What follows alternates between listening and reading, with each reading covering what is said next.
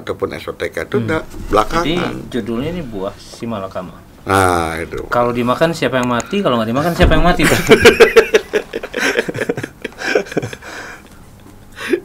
Siapa kira-kira? Hah? Kalau dimakan siapa yang mati, kalau nggak dimakan siapa yang mati? Ya masyarakat yang ruginya intinya. Nah itu tetap ujungnya di masyarakat. Karena masyarakat kan tidak tahu ke arah sana kan, ini tidak semuanya tahu.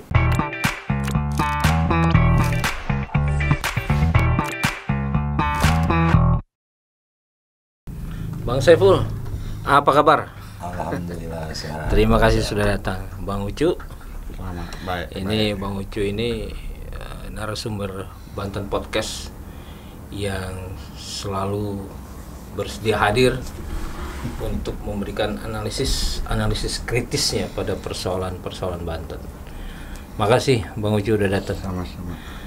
Kita akan bincang-bincang kembali tentang persoalan reformasi birokrasi di Banten sampai kita yakin bahwa reformasi birokrasi terwujud dan terus akan kita kawal. Bang Saiful ini dari Gemaks. Gemaks itu gerakan moral dan anti kriminalitas. Sudah berapa tahun nih Gemaks, Bang? Sekitar 8 tahun lah. 8 tahun ya, wah lama sekali. Sekretariatnya di mana, Bang? Di Cipocok. Anggota dari seluruh warga masyarakat Banten. Ya. Kalau aktivitas Gemaks ini apa, Bang? Ya, aktivitas kita menyikapi beberapa temuan atau pengaduan dari masyarakat yang memang membutuhkan gitu. Ya kita bantu gitu kan. Ya, mungkin seperti itu aktivitas. Dan walaupun kita sudah sering dengan Bang Ucu dari KAPT, Komunitas Alumni Perguruan Tinggi, mungkin baru kali ini saya coba tanya, KAPT itu kumpulan dari seluruh alumni di Indonesia atau hanya di Banten? KAPT ada tingkat nasionalnya. KAPT nasional, memang kita menampung alumni perguruan tinggi, seluruh perguruan tinggi yang ada di Indonesia, dan kita sudah ada sekitar di 28 provinsi yang tingkat provinsinya. Memang KAPT itu wadah bagi para akademisi intelektual yang memang ingin aktif di politik, karena kita kan kadang-kadang ketika kita dilabeli intelektual, ketika kita dilabeli oleh akademisi, itu selalu didesaknya, wah akademisi netral dong, kampus netral dong, kan gitu loh. Padahal kan kita punya pemikiran gitu. Kita punya pemikiran, ya juga termasuk pemikiran di sisi politik, itu kan harus kita lakukan, kita amalkan. Jadi itu fungsinya KAPT. Kalau Ikatan Alumni itu berusaha netral dalam peristiwa politik, kalau KAPT memang wadahnya untuk bermain politik. Oke, jadi kalau KAPT ini memang justru terus terang bahwa dia adalah wadah untuk bermain politik. Tentu saja pada arah yang idealis. Insya Allah seperti itu. Siap. Nah, sahabat dimanapun Anda berada, terima kasih bagi sahabat-sahabat Banten Podcast yang selalu menyaksikan sesi-sesi diskusi kami. Mudah-mudahan selalu membawa inspirasi buat kita semua. Kali ini kita akan berangkat dari sebuah rencana aksi ya. Rencana aksi Gemaks tanggal 8 Februari mendatang, itu rencananya ke Kemendagri. Ke Badan Kepegawaian Negara. Oh, Badan Kepegawaian Negara. Ya, betul. Apa masalahnya, Bang Saiful? Kalau boleh cerita apa yang ingin sedikit, diadukan? Kenapa kita menyampaikan aspirasi ke BKN? Karena diduga Gubernur Banten ini, PJ Gubernur Banten ini tidak aspiratif. Soalnya ketika kita ada temuan, seperti salah satu contoh temuan kita itu di Dinas Perindak, yang menurut versi temuan kita diduga ada aturan yang dilanggar gitu.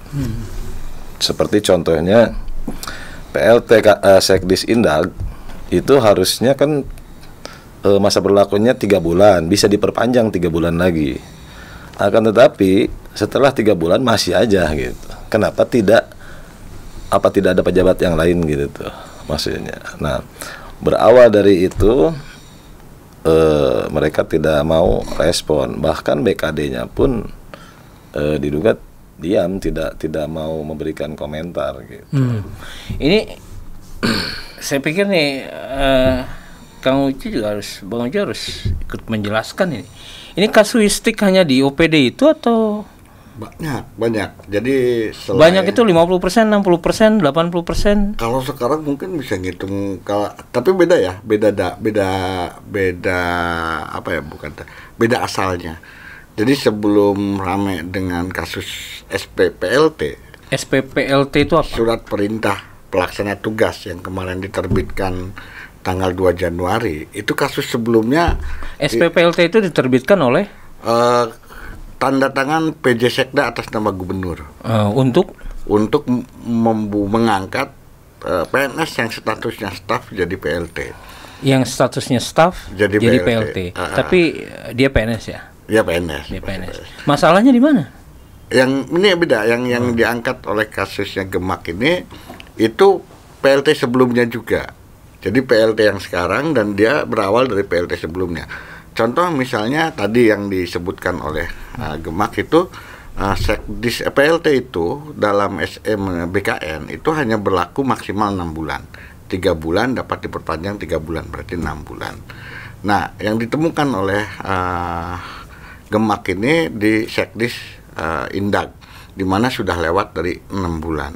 Nah, ada juga misalnya Biro Hukum, kalau tidak salah Biro Hukum itu PLTK Biro Hukum itu diangkat Januari dan sekarang masih PLT, berarti kan lebih juga dari 6 bulan gitu loh. Jadi ada banyak. Nah, ditambah kasus PLT akibat penerapan Pergub yang baru 45, 46, 47, 48, 49. Ngapa disebut kasus?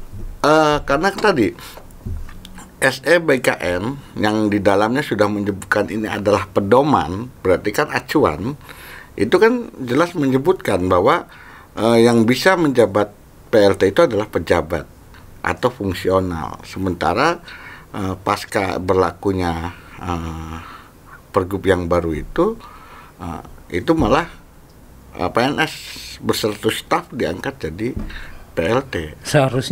Seharusnya dia mengangkat yang punya jabatan atau dari fungsional yang dijadikan PLT. Ini kan kasihan. Haknya 395 fungsional yang kemarin dilantik sebetulnya kan punya hak untuk menduduki sebagai PLT. Tapi kan diperkosa. Artinya tidak diangkat dari fungsional yang atau kabid yang lain tapi diangkat dari staf.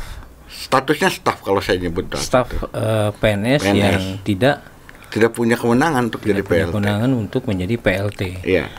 Kita kembali lagi ke Bang Saiful. Bang Saiful ini melihat juga sebagai sebuah pelanggaran? Ya, diduga pelanggaran gitu. Karena tadi itu, ketika tadi itu dia saat berhenti dari jabatannya, misalkan ada perubahan salah satu struktural dinas gitu kan, misalkan ada 3 kabid. Nah, 3 kabid, yang satu kabid bidangnya itu dihilangkan, diganti dengan kabid baru gitu ya, bidang baru maksudnya. Diperkim lah kita contoh misalkan di bidang kawasan dihilangkan SOTK itu, dan diganti dengan bidang pertanahan. Nah, otomatis kabid itu kan ketika instansinya sudah hilang gitu, dia apa jabatannya gitu tuh, non jabatan dong gitu tuh. Yeah. Nah, kenapa dia jadi PLT? Di bidang kenapa dia bisa jadi PLT di bidang yang baru, sedangkan di dalam SEBKN itu tidak membolehkan gitu menghilangkan jabatan definitifnya gitu tuh. Berarti kan harus statusnya harus punya jabatan dong definitif gitu sebagai apa? Menjabat PLT itu harus ada jabatan definitif. Ada aturan di SE nomor 1 garis miring SE garis miring Romawi 1 garis miring 2021. SEBKN yang sering disebut oleh BKD, PJ Sekda dan sebagainya, tapi tidak dibaca kali. Seperti itu, Pak.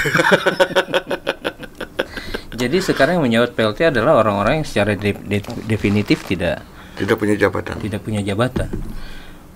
Menurut Bang Saiful, memang ini pelanggaran tergolong ringan, sedang atau berat? Ya sekarang begini, Pak. Ketika memang di dalam bunyi SE BKN, SE Kepala KABKN itu, PLT itu tidak ada tunjangan. Logikanya misalkan dia menjabat sebagai kabid PLT kabid apa gitu PLT, tunjangan dia tidak ada. Ini rawan nanti kan? Yang dimaksud rawan? Ya istilah, dia ketika dia tidak ada ini kan rawan ini istilahnya, penghasilan dia tidak ada, tidak sesuai dengan jabatannya ini. Sedangkan tanggung jawab dia pasti harus sesuai gitu. Jadi pangkat jenderal, mayor gitu. Pangkat jenderal gaji mayor. Nah maksudnya ini kan rawannya seperti itu gitu kan, Pak. Rawan ketika tunjangan yang diberikan harus dikembalikan. Ya. Itu maksudnya. Jadi istilahnya ya dia tidak pemasuknya tidak sesuai lah dengan jabatan dia gitu kan. Karena memang dalam aturan. Bang Saiful, Bang Ucu, ini banyak informasi Bang Kemendagri aja setuju kok katanya. Kalau saya lihat tuh kan yang disetujui adalah merekomendasikan kan SOTK. Ini yang saya pernah berdebat. Ketika mereka selalu ngomong ini berdasarkan keputusan Mendagri 050 bla bla bla bla. Dan itu dijadikan konsideran juga di Pergub, ya kan? Nah, yang menolak itu siapa? Keputusan Mendagri itu 050 itu bicara nomenklatur struktur jabatan. Nggak ditolak, Pak. Ketika kawasan tadi contohnya bidang kawasan permukiman hilang, lalu muncul bidang pertanahan, kita nggak menolak, Pak. Itu memang yang direkomendasikan oleh Mendagri. Tapi ketika ada jabatan baru kemudian diisi oleh pejabat lama yang status hukumnya sudah staf, nah ini kan melanggar BKN, Pak. Pedoman dari BKM tentang PLT, PLH. Nah ini yang kemudian kita protes. Bukan persoalan perubahan struktur ya, bukan, Pak. Mendagri hanya bicara soal struktur di dalam OPD, SOTK di dalam OPD nomenklaturnya.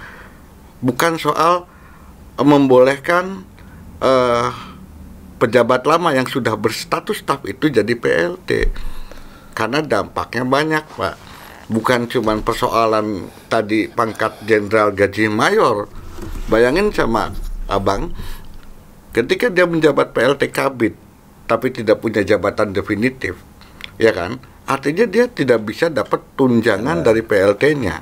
Sedangkan tunjangan tukin Kabid eselon 3 itu bisa 18 sampai 30 juta. Dia nggak bisa dapetin itu, Pak. Kalaupun dia diterima bisa digugat per orang, sehingga tidak sah dan harus dikembalikan. Lalu dia dapat tukin apa? Tukin staf, karena jabatan aslinya statusnya staf yang 5 sampai 8 juta. Jadi gagahnya doang. Nah itu sisi yang satu, Pak. Sisi yang lain, PLT Kabid biasanya juga melekat PPTK atau jabatan lain, dan dia punya tanggung jawab, termasuk misalnya kegiatan. Kalau dia kena dapat SKPPTK, biasanya dia menyiapkan SPP, SPM. Kegiatan apapun yang membutuhkan duit pasti dimulai dari SPP dan SPM. Ya kalau gua jahil misalnya gitu kan, ketika Kabid di pertanian membuat SPP, SPM, ataupun di Kominfo lah, anggap di Kominfo, wah buat bayar LMN iklan, maka dibikinlah SPP dan SPM-nya, lalu uangnya dikasihkan ke LMN karena memang sudah pasang iklan. Lalu saya bilang itu harus dikembalikan. Kenapa? SPP dan SPM-nya tidak sah karena apa? SKPPTK-nya tidak sah karena apa? Karena SPPLT-nya tidak sah. Jadi ke depan yang paling saya takutkan adalah APBD tidak bisa keluar karena rangkaian asal nunjuk SPPLT. Kenapa sih kita punya 395 fungsional, kebutuhan PLT cuma berapa, 160-an? Kan masih bisa. atau pejabat-pejabat yang belum di PLT kan atau tidak hilang jabatannya. Kayak misalnya kenapa sih yang jadi PLT Kabid Pertanahan itu bukan dari Kabid Perumahan atau Kabid Infrastruktur Permukiman? Kan bisa aja begitu. Yang sudah definitif. Ya sudah jelas gitu loh. Definitif. Ini kenapa? Oke, Bang Ucu. Gitu loh. Saya coba kembali ke Bang Saiful dari Gemax. Apa yang dijelaskan oleh Bang Ucu tadi? Kemudian latar belakang apa sebetulnya yang terjadi? Latar belakang ya mungkin tadi itu ya kita nggak tahu ini ada apa gitu yang tadi itu. Kalau analisis Bang Saiful? Ya menurut saya ya nggak mungkin ada dugaan faktor kedekatan atau apa gitu. Sehingga yang memang tidak ini diangkat gitu kan, seperti itu. Yang jelas-jelas aturannya sudah ada gitu itu. Harusnya beliau kan lebih jeli lagi gitu kan. Kedekatan sampai 80%. 70-80%. Tapi kalau saya lebih cenderung pada faktor pertamanya itu Bang, itu tidak mau bikin gaduh. Karena kebayangkan 180 misalnya ya, dugaan saya itu sekitar 70%, saya belum hitung secara detail, tiba-tiba kehilangan jabatannya. Lalu temennya yang fungsional itu punya jabatan PLT. Ini kan syirik, bahasa kira syirik. Nah, kemungkinan besar tidak bikin gaduh itu. Lah, persoalannya kalau memang tidak bikin gaduh, kenapa memaksakan? Memaksakan kemudian melanggar aturan. Nah, kenapa nggak ditunda saja penerapan itu? Karena tidak dibuat sesuai aturan bikin gaduh karena ada kecemburuan, nantinya dibikin sesuai aturan juga bikin gaduh. Nah, itu menurut saya dugaan yang positif. Tapi kan dugaan negatifnya dengan alasan menunggu pertimbangan teknis dari BKN. Lah, pertimbangan teknis BKN kan tidak orang per orang, Pak. Kenapa ketika menyiapkan pergub tidak sekalian dipersiapkan pertimbangan teknis itu? Kenapa harus jadi dulu baru minta pertimbangan teknis? Dan itu kelihatan mundur. 23 pertimbangan teknis yang dimaksud apa, Bang? Karena gini, kalau untuk mutasi, rotasi, promosi dan sebagainya, dulu ada aturan harus izin dari Mendagri, itu sudah dibuatkan diskresinya oleh keputusan Mendagri, udah nggak perlu. Tapi BKN tetap ngotot bahwa tetap walaupun tidak perlu izin Mendagri, itu harus ada pertimbangan teknis dari BKN. Nah, ini kan sebetulnya bisa dipersiapkan oleh Pemprov Banten dari awal saat penyusunan pergub. Sehingga ketika pergub ini jadi, kita sudah melayangkan ataupun sebelumnya sudah melayangkan. Karena kan nggak perlu DPRD pergub itu, Bang. Ya kan, nggak perlu kemudian kalau misalnya Pemprov sudah sepakat bisa berubah. Kalau pergub yang dimaksud 45, 46, 47 kan itu sudah kelihatan posisi jabatan. Karena pertimbangan teknis itu tidak bicara orang, tapi bicara persyaratan. Bang Uji bisa lebih detail nggak perbedaan antara pergub 45, 46 dan 47? Ini 45 kalau nggak salah soal nomenklatur di biro-biro. Kemudian 46 itu nomenklatur sekwan, 47 badan-badan, 48 itu dinas, dan 49 itu inspektur dan kesbangpol. Tapi saya belum dapat nih yang 49. Kalau yang lainnya sudah utuh. Cuman kalau saya duga ini tentang inspektorat dan kesbangpol. Apa yang salah dari pergub itu? Dia memuat diskresi. Semua? Iya. Ada satu pasal yang sama bahwa pengisian jabatan yang baru itu dapat mencantumkan jabatan yang lama. Padahal kan jabatan yang lama sudah tidak berlaku. Dan tidak, dari dasar hukumnya tidak ada yang mendukung itu. Konsiderannya bicara soal SOTK, dasar hukumnya batas-batas kewenangan yang membuat nomenklatur, tapi di pasal itu bicara soal status kepegawaian. Nah, itu seharusnya tidak boleh dimuatkan di situ. Kalau Pak BJ mau bikin diskresi, jangan diskresi itu melekat di jabatan, Pak, bukan di peraturan. Jangan di pergub.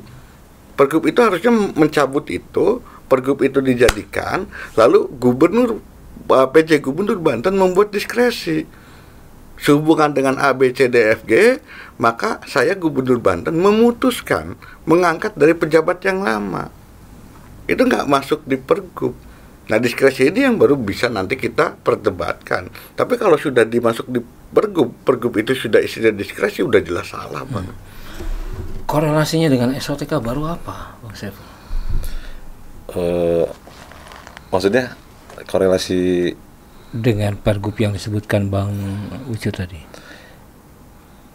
Pergub tadi kemudian menuju pada sebuah persiapan SOTK baru atau Enggak, malah rusak ini, Bang. maksudnya? Hak DPRD diperkosa, Bang. Maksudnya perkosa gimana?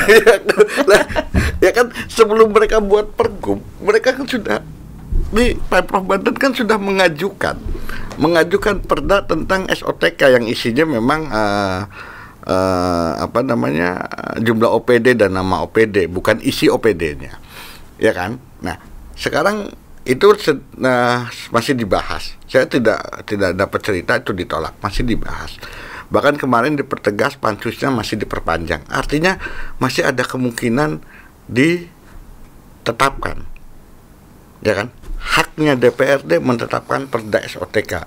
Tapi sekarang anggota DPRD seolah-olah terintimidasi, terperkosa, karena kalau dia tetapkan ini perda SOTK baik sesuai dengan keinginan Pemprov atau tidak sesuai, begitu dia menetapkan perda, maka Pergub yang kemarin baru berlaku 45, 46, 47, 48, 49 itu otomatis tidak berlaku, Pak. Ya kan, otomatis tidak berlaku. Sehingga harus dibuatkan Pergub lagi. Ketika dibuatkan Pergub lagi, berarti ada jabatan baru dan ada jabatan kosong lagi. Lalu nomenklatur APBD-nya harus ada pergeseran anggaran lagi. Bolak-balik. Ya, akhirnya kan berapa kali kerjaan, sehingga akan terkesan ketika DPRD mengetok palu menetapkan perda SOTK yang sekarang masih dalam proses pansus, itu gampang sekali digiring DPRD ngacak-ngacak pembangunan di Provinsi Banten karena semua harus reset lagi. Ini yang saya sebut diperkosa, Bang. Seluruh proses tadi apa yang ingin Bang Saiful namakan? Kisruh, blunder? ya gagal dalam perencanaan aja. Gagal dalam perencanaan. Iya, diduga gagal. Istilahnya dia tadi itu mungkin kan banyak tim-timnya juga kan. Beliau harusnya tadi itu kata Om Ucu, ketika mengeluarkan suatu produk hukum minimal kan disiapkan kayak rekomendasi dari BKN gitu kan, sehingga tidak terjadi hal seperti ini gitu. Kalau memang itu nanti diulang lagi berarti kan ada apa gitu dengan ini gitu kan. Nah intinya ya kita itu makanya ingin aksi menyampaikan aspirasi ke BKN, ingin mengetahui lebih jelas gitu tuh terkait adanya birokrasi reformasi di Banten ini, karena diduga PJ Gubernur tidak aspiratif ketika kita ingin menanyakan seperti apa tadi itu aturan ini seperti apa gitu kan, sehingga dia bisa mengangkat ini itu apa dasarnya kan, apa korelasinya dengan semua ini kan gitu. Oh, Saiful, apa sih dampaknya buat masyarakat? Ya ketika tadi Om Ucu bilang dalam proses misalkan penyerapan APBD ketika ininya bermasalah otomatis tidak terserap gitu tuh, yang akhirnya berimbas kepada masyarakat banyak. Misalkan ada pembangunan jembatan atau apa karena ininya bermasalah ya nggak bakal terjadi lah, rugi kan banyak masyarakat. Tapi bukannya hal ini hal biasa dalam pergantian kepemimpinan yang baru? Ada yang tersingkir, ada yang ya itu otomatis cuman kan tadi itu kalau memang sesuai aturan mah gitu tuh. Jadi bukannya ASN itu selalu resah. Nah ini juga sebetulnya Bang, itu isu yang menariknya itu adalah kenapa sih nggak mau langsung dilantik Itu. Nah kalau sekarang misalnya per Januari kemarin itu PJ Gubernur melantik, secara otomatis aturannya selama 6 bulan tuh tidak bisa diganti. Karena di 6 bulan itu baru bisa dievaluasi. Artinya PJ Gubernur selama 6 bulan nggak bisa bikin mutasi rotasi lagi. Macet dia di situ. Sementara dia kan masa jabatannya Mei. Orang yang sudah dilantik, punten kita bicara negatifnya PNS ya. Oh, gue udah dilantik ini, bodo amat Pak Gubernur yang mau diganti Pak enggak kan bodo amat gitu loh. Ketergantungannya kepada PJ Gubernur hilang, Pak. Tapi kalau dibuat ngegantung gini, gua dukung bisa nggak kelantik, didukung juga. Nanti belum tentu belum tentu PJ-nya itu. Nggak tahu kan kita siapa PJ yang bakal diganti atau tidak kan kita nggak tahu. Jadi dibuat semua ini suasananya tergantung pada dia seorang. Coba kalau dilantik. Apa tuduhan yang ingin diberikan dengan kasus ini? Ya dugaan maladministrasi lah di sini. Karena ya semua kan menyangkut banyak orang. Maladministrasi pada sisi apa? Ya tadi itu seperti contohnya di dalam SE itu kan sudah jelas tidak boleh menghilangkan jabatan definitif gitu tuh. Kenapa ini staf biasa diangkat jadi PLT gitu maksudnya? Kan di situ sudah ada jelas terlihat gitu tuh. Kan banyak yang tadi diangkat 300 orang lebih. Dan jabatan definitif yang sebelah tetangga sebelah di bidang satu instansi, kenapa nggak dia? Maksudnya begitu tuh. Bang Uci setuju ini maladministrasi? Sangat setuju ini maladministrasi. Kalau saya malah ibaratnya gini, kalau dilihat ibaratnya, sekarang orang itu di KP3B dipaksa sholat padahal wudunya salah. Jadi sebenar-benarnya itu orang sholat sesuai dengan rukun dan sebagainya. Kalau wudunya salah gimana, Bang? Ini yang tidak terlihat di mata masyarakat atau banyak orang. Persoalannya kalau yang wudunya nggak tahu kan nggak apa-apa. Nah itu masalahnya. Nah itu makanya ini yang tidak banyak diketahui orang kan, Bang. Ini kan orang kan hanya ngelihat sholatnya aja kan. Oh sholatnya bener, padahal dia belum tentu wudunya bener kan. Ya itu persoalan sekarang ini. Makanya kita ingin memperjelas gitu ke yang punya kewenangan lebih tinggi di BKN. Badan Kepegawaian Negara itu. Ya rencana tanggal 8 mudah-mudahan tidak ada halangan. Bisa lancar gitu. Apa solusinya? Solusinya apa? Ya ada perubahan yang sesuai dengan aturan yang ditentukan saja gitu. Intinya yang memang ada pejabatnya kenapa yang lain gitu. Yang 300 orang kan ada. Gitu. Yang definitif ada. Agar ya berjalan dengan baik lah. Ada saudara keluarga di antara 300 orang? Tidak ada. Tidak ada. Bang Ucu, solusinya nih terakhir. Ya dari awal saya bilang ya sudah. Ya paling nanti ditegur BKN, lantik aja selesai. Lantik aja selesai. Karena kan ketika bicara pelantikan maka bicaranya adalah syarat-syarat untuk cocok gak memenuhi syarat ya. Misalnya kalau kita lari ke manajemen ASN kan sekarang sudah tidak lagi harus syarat dia tadinya eselon 4 atau apa, tinggal lihat aja kemampuan. Dilantik berarti persoalan selesai. Persoalan ke depan selesai. Berarti reformasi birokrasi sudah kembali on the track. Ya kalau DPRD tidak mengesahkan perda. Kalau kita kan persoalan lagi tuh. Balik lagi reset lagi, Pak. DPRD punya senjata mengancam Pemprov agar pembangunan itu tidak berjalan, yaitu hajar lagi saja, Pak. Dengan perda SOTK, sahkan perda SOTK-nya. Artinya komposisi dari apa yang sedang dilakukan dengan berlakunya perda tentu berubah lagi. Berubah lagi, Pak. Karena ini nama OPD-nya yang berubah, udah jelas, Pak. Memang akan disahkan. Nah itu saya bilang gitu, kalau disahkan DPRD harus menanggung tuduhan ngacak-ngacak pembangunan. Kalau tidak disahkan juga, memang dia harus mengesahkan, Pak. Karena pergub ini didasarkan perda SOTK tahun 2016 yang dasar hukumnya tidak komplit. Karena ada dasar hukum yang tentang kepegawaian ataupun SOTK itu udah belakangan. Jadi judulnya ini buah si malakama. Nah itu. Kalau dimakan siapa yang mati, kalau nggak dimakan siapa yang mati.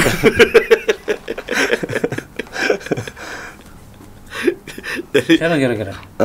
Kalau dimakan siapa yang mati, kalau nggak dimakan siapa yang mati? Ya masyarakat yang ruginya intinya. Nah itu tetap ujungnya di masyarakat. Nah, masyarakat kan tidak tahu ke arah sana kan, ini tidak semuanya tahu tentang proses tersebut gitu. Makanya kita pengen tahu yang sebenarnya ke sana gitu. Oke. Biar jelas, lebih terang benderang gitu. Terima kasih Bang Saiful, Bang Ucu yang sudah sekali lagi memberikan pencerahan. Sahabat Banten Podcast, apa analisis Anda, apa prediksi Anda, dan yang terpenting, apa sikap Anda? Assalamualaikum warahmatullahi wabarakatuh. Waalaikumsalam warahmatullahi wabarakatuh. Terima kasih, Bang Ucu. Siap, Pak. Bang Saiful. Terima kasih.